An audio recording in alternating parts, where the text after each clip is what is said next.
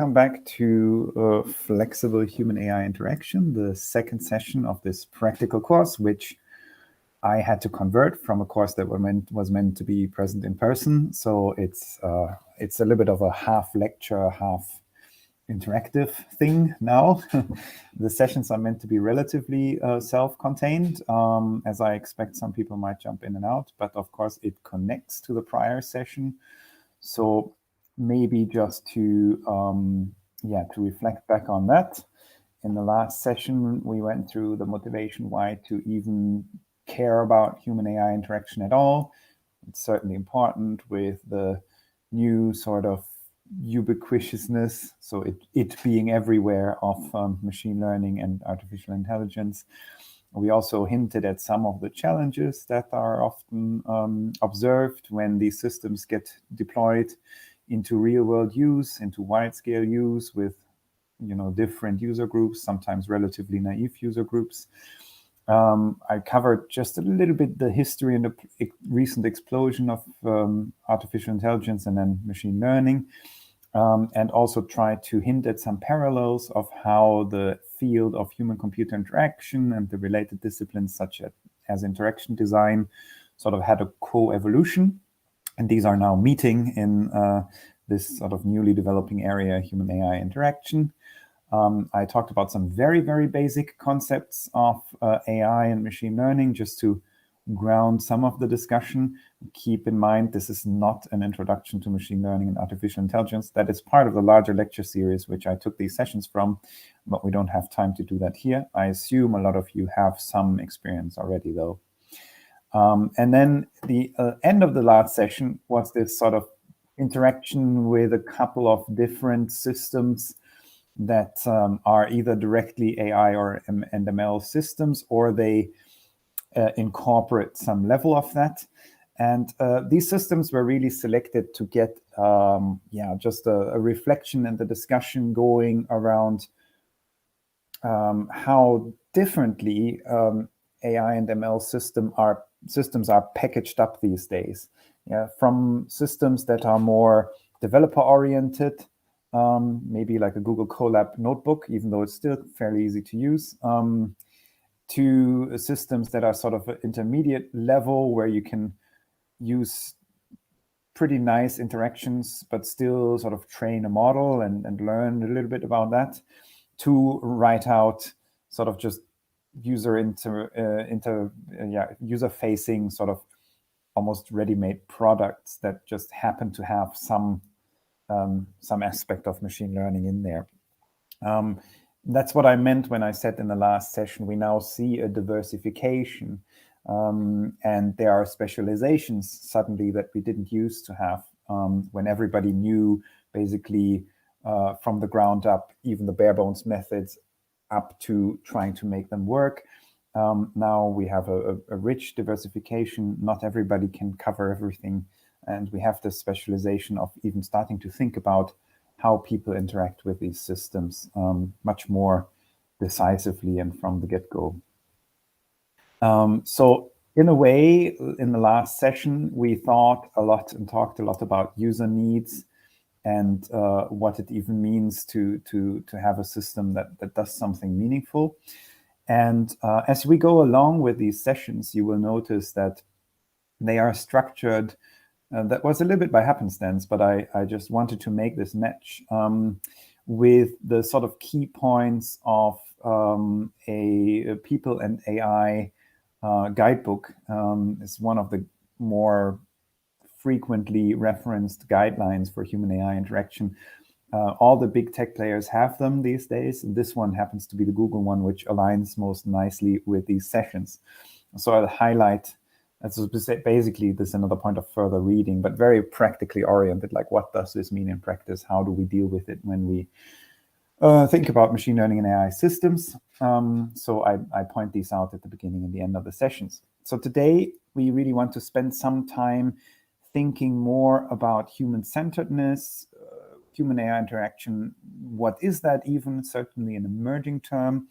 And also this balance of automation and control that we already saw emerge from the discussion about the systems last time. Yeah, some of the systems people commented oh, they're very fun to interact with, but I have no way of even seeing what's happening behind the scenes, whereas some other systems give you quite a lot of control, but then they take a lot of manual step, and nobody would ever use that for practical real-world tasks apart from the development of the methods. So that balance we will talk a little bit about. But before we get there, so human AI interaction is very much an emergent technology. It has come into place and sort of exploded over the last 2-3 years. And there are different takes on it. Yeah, people don't even agree what's covered by it. So for me, I see it at this fusion point between the disciplines of AI and machine learning and the traditions that human-computer interaction has developed. So that's why I like this term, human-AI interaction, and it can be abbreviated as HAI or HAII or HAIX, meaning from interaction design there. But that's not the only term. You will find very similar thoughts under the term human-centered or human-centric AI, which is just picking a different emphasis, a more modern emphasis. So instead of human-computer interactions, human-centric computing, but shares a lot of ideas. You might also recall that last time I said that a lot of machine learning and AI systems are now becoming commoditized to the point that designers are starting to think about them as a new design material, as something we can build interesting things and tools with. That doesn't require, I don't know, studying computer science in full, for example. So there, of course, this now gets baked into interaction design by saying AI interaction design.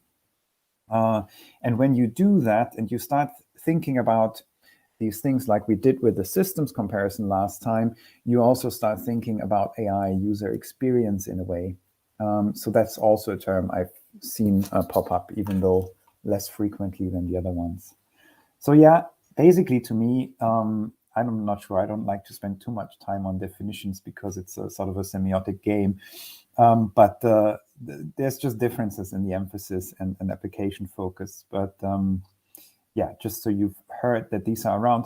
What's perhaps a bit more interesting even is to think about, well, how do these things come together though? If we combine HCI and AI, what does that mean? Which angles can we take? And it's interesting, perhaps most immediately, people usually think about sort of combining HCI with AI and ML. So that means we have these systems, and now we need to start thinking about how people interact with them quite carefully because they see much wider real-world use with pretty eminent impacts here and there. So, for example, take ideas from HCI to approach how we develop the interaction around a conversational interface that has learning capabilities in it, or that is built on a model, right, a trained model. So that's the clear take that I think everybody gets. But you can also sort of think about it the other way around. AI and machine learning can be used for HCI or in human-computer interaction or in interaction design, using the methods to do something for interface design, interaction design itself. So for example, adaptive interfaces, and we'll talk about that more in a second. So you use AI machine learning in the interaction design, not interaction design or human-computer interaction for the systems. Yeah. And then also in a little bit of a twisted way, there's another way of saying HCI for AI and ML. So for example, we can often, people need to worry about data collection to inform machine learning systems, to form a database to learn from, often under the umbrella of human computation as a term, right? So if a problem is too difficult to tackle with an automated system in the first place, then maybe we want to collect some more data, and very often this is done by sort of using humans to solve the problem first and then seeing, can we gather enough data to then automate the problem? So that's the basic premise of human computation. And in a way, you need to make sure that these tools work well, otherwise it's never going to work. So there again, HCI is serving AI and ML. So yeah, that's just to sort of give you some different angles to think about this subject matter. And today I want to talk a little bit about uncertainty in user interactions. And this is then sort of related to this thought about automation versus control as well. So if you think about the most basic adaptive system, so these can potentially even be heuristics based, or sometimes they are based on machine learning and user modeling. But the adaptive systems is, for example, the simplest case is in the mean old Mario games, right? Where if you fall too far behind, the game starts helping you by giving you sort of bonuses. And if you are ahead, you know that it's helping others behind you, so you might soon fall behind. That's not machine learning or AI, but it's a simple heuristic. But what that leads to is a sort of rubber banding behavior where the further you are ahead, the harder you have to work to stay there. So it's a little bit of an adaptive system, very simple. These adaptive systems, whether they're based on machine learning or user modeling, they always have a sort of a performance evaluation and component or an evaluation component, and then an adjustment mechanism. And let's just keep that in mind, because when we have systems that do these types of things, or even systems that have very unpredictable outputs, like a natural language generation system, we don't have a traditional computer tool where the traditional rules tell us things usually should be quite predictable and reliable. If we hit a button, we want it to do the same thing, usually over and over again. But when the system is changing, it's really a different thing. It starts turning from sort of maybe a mental model of a hammer, which is reliably a hammer, and we can use it to do many different things, but the hammer itself has the same properties, to a system that is sort of, yeah, a little bit more intelligent, maybe in a way, but that's of course a stretch goal. But it does more dynamic things, more difficult to predict things. So in a way, we can start thinking about this as a continuum, right? Yeah, in a simple case, maybe systems are quite complex, but they are more or less rule-based. So I can still learn how the system behaves. And this would be then a system that probably doesn't have a lot of machine learning and AI in it, or it only has very small and tightly controlled parameter spaces, which I can learn to interpret as a user. The systems can be learning themselves. There are different ways to implement that, but oftentimes it is still pattern-based, so it can be predictable what the system picks up. I'll give you an example in just a second. Or you can imagine systems that are much more unpredictable in their outputs. We now see a lot of co-creation systems in artistic spaces, for example, with image generation or language generation, that have quite unpredictable outputs. And so it becomes very interesting to think about how we work with these systems. And I wanted to give you the simple case of a system that does something dynamic, but it's still quite predictable in a way to a user, at least about what happens, but not exactly how it happens. So this is a very old example. Used to be at least quite an unusual thing.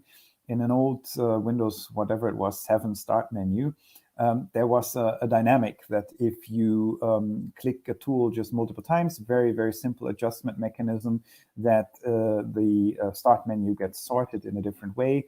And so if you use Steam for playing games too much, then eventually it'll show up in the start menu, and people who are in the know will know if they see this.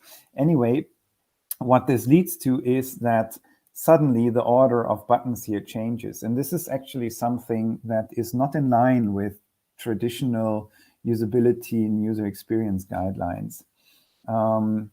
And you maybe, maybe you say this is a benign case, but then you can bring in the story of Clippy, which I'm sure some of you have heard. So this old agent in Microsoft's Office suite, sometime sort of second half of the 90s.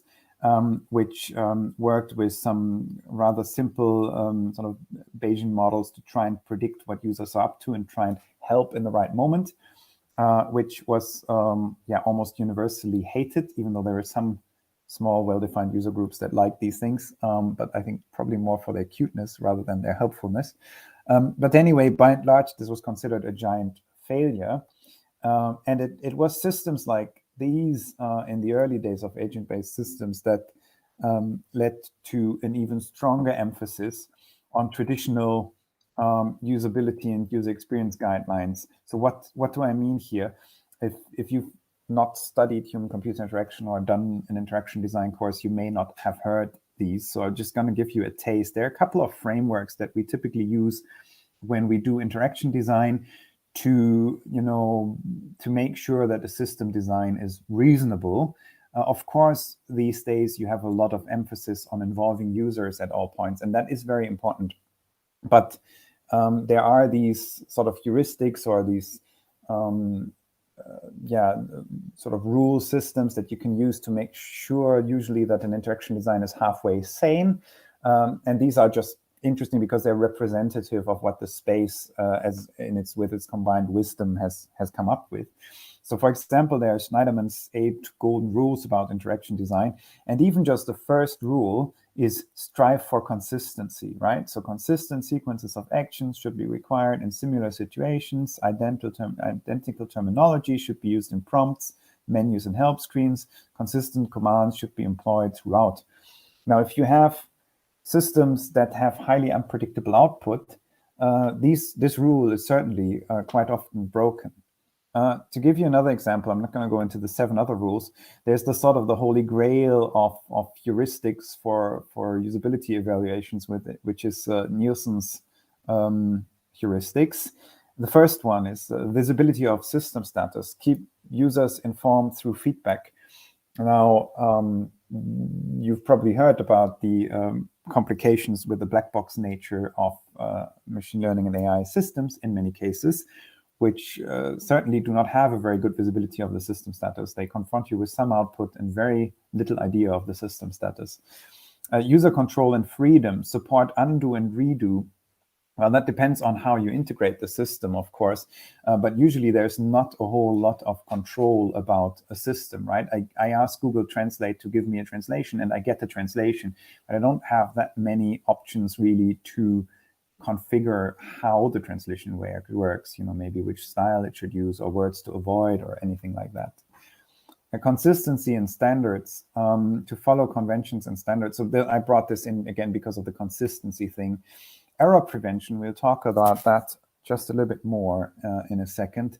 So if we don't know what the system is going to produce exactly, how can we make sure that it produces little errors or at least not catastrophic errors? It's very difficult to do. So we're breaking with these rules. Just a couple of examples. I'm not going to go through all of them, but it's just really to say these systems and the way that they work, and especially the outputs they produce, which can be immensely valuable, often present, if they are not implemented carefully, a break with traditional usability and user experience guidelines. And that is actually one of the causes for a lot of confusion and frustration around these systems. There's another one of those sort of Bibles of interaction design. Steve Krug simply says, first law of usability, make things self-evident, obvious, and self-explanatory. Don't make me think. This is also very difficult to do if you don't know exactly what the system is going to produce as an output.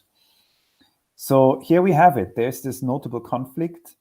And just to make it clear, there's basically an ongoing debate that has been going on for a long time, but it's more evident now than ever that we need to think about this.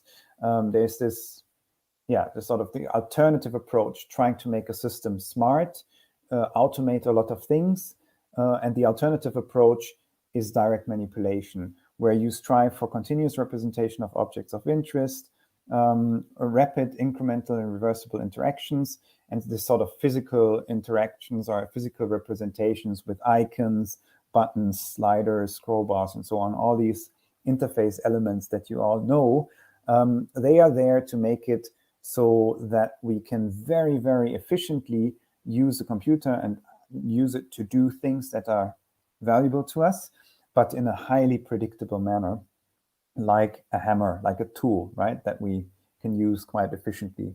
And the alternative is to have a sort of more of an agent thinking, asking a computer to do things, which can be very powerful, but there's also this aspect of uncertainty and unpredictability that we really need to think about. And we see that quite a lot now in systems that everybody uses every day, that, we have these sort of predictions where sometimes really odd things happen, but of course they're immensely helpful as well. So it's an interesting and tricky space to navigate. And I mentioned the point that is very, very crucial is that the aspect of errors, preventing errors and severe failure, or at least being able to recover, which is a very, very important point if you cannot guarantee that errors do not happen. Which, by the way, of course, you can't do that with traditional direct manipulation and interaction design either, because even if the system is perfect, which it isn't, systems produce errors, and then you need that undo button. But also, especially, people often don't really know what they want, and then they need an undo button. So there are errors in these systems, right? But with unpredictable or uncertain sort of outcomes of a system that is, for example, predictive or does some clustering, and you just don't know what it's going to put out, there's an increased risk. So yeah, the important thing really to think about is that this can be very powerful, but it is really important to understand when things go wrong, and to have a strategy to deal with that. And it's much more difficult to do that in such a system than with more traditional systems, where even the range of errors that can happen is a little bit more well-defined. Also, of course, unpredictability can be a positive thing in one kind of experience and a terrible thing in another. So you've seen the example of the blob opera in the first session, which is just fun to play with. And in some way, this sparks our curiosity, and it's fun to play with the unpredictability and predictability to some degree of what will happen. But I think this example was even in Tarek's evening lecture on the first night. But if you have automatic image labeling go wrong like this, that's certainly more on the terrible side of things in terms of an error. So yeah, there's another example, famous example here of TAI AI, a sort of a dynamic learning conversational system that Microsoft released on the internet that had live learning features. So it would start taking in bits of sort of conversations into its conversational repertoire. And it was really fascinating to see this bot within the shortest time, so within less than a day, picking up so many bad cues from people online that they had to shut it down because it started just reflecting or parroting back what trolls would feed into it. So that's a severe failure, and if that happens, you really have to think about repairs. There are other sort of situations you can think about. Airbnb suggesting something like fun local activities when you're traveling for a funeral, or an exercise app suggesting to just get up and do a walk when you're maybe seated on a long flight. That's not a catastrophic error, but it's still annoying and odd. Or in recommender systems, for example, Amazon suggesting a product that you're allergic to or can't eat. These things can be, mildly frustrating. But I also want to sort of, usher some understanding for how difficult this is from a system design perspective. So imagine Spotify. In principle, the idea of recommendations, what to listen to next, are based on user profiles, But very often people don't use user profiles diligently, nicely, always as one and the same user, right? And even if they do, you might have an oddity like Spotify playing, asking it to play songs that you would otherwise not listen to. In a way, others using an account, and then it's very easy for a system to get confused about what it should play. So these are things we can think about at design stage and really see, should we build mitigations into such a system? Like, for example, by default, maybe you should look at what I'm listening to so you can make some nice recommendations for me, but there's a big fat ignore this button that I can enable when I'm about to do something funky that I don't really want the system to take into consideration there. Oftentimes these errors are silent to the system, so they are not visible to it. So for example, how is the system to know when the device couldn't hear you say, okay, Google, right? There's just negative evidence there. You can't really even know that there was an error. Or if your fitness tracker didn't record an exercise and it should have been recording. And sometimes these things work, but sometimes they don't. And there are various reasons for which that can happen.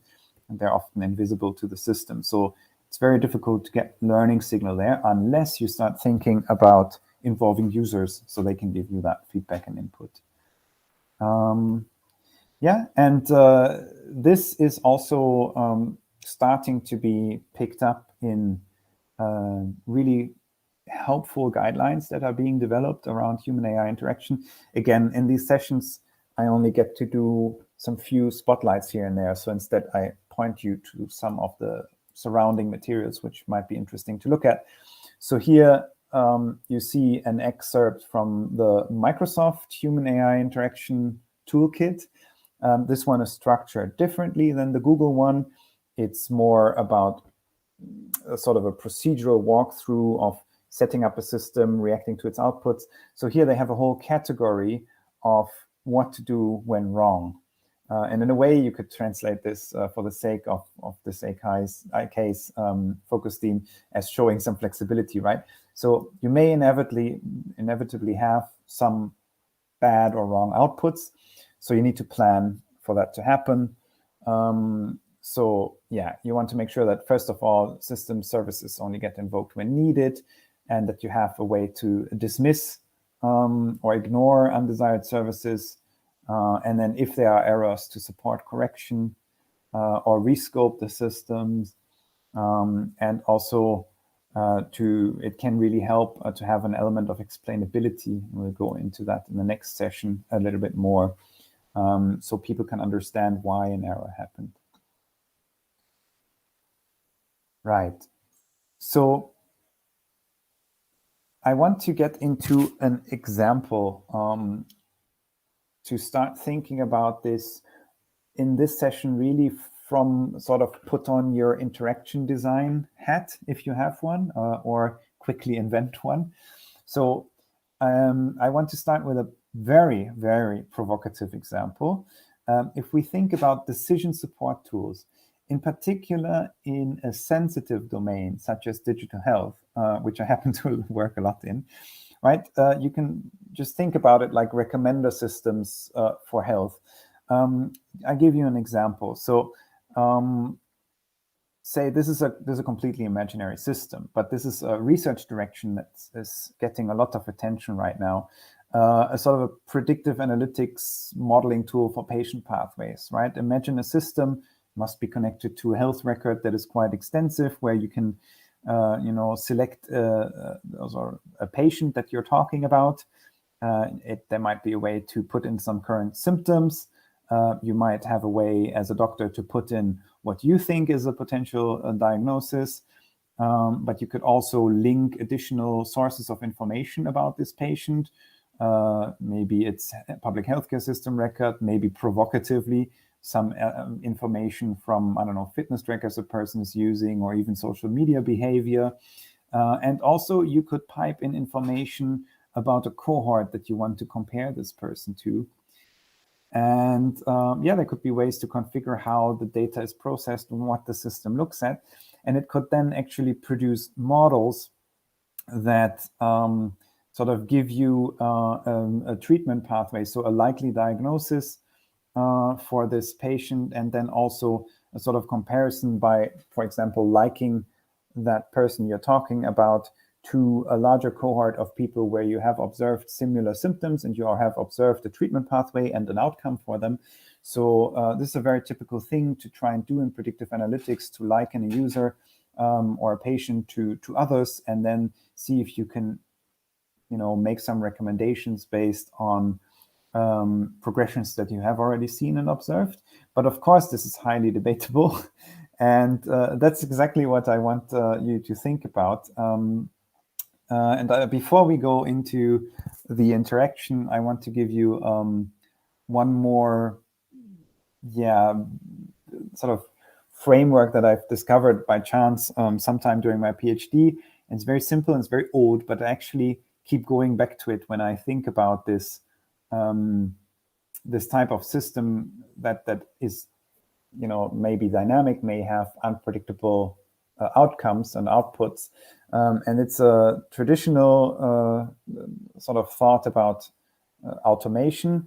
It's called shared and scale of automation. And it's really just saying, look, we can think about different levels of automation in a system.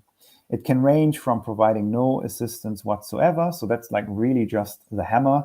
It's, I don't know, the button that I use to trigger that the system turns off, and it just always does that. And it can range over a system just producing some suggestions automatically for a user what to do, or just selecting one approach that the user can either accept or not.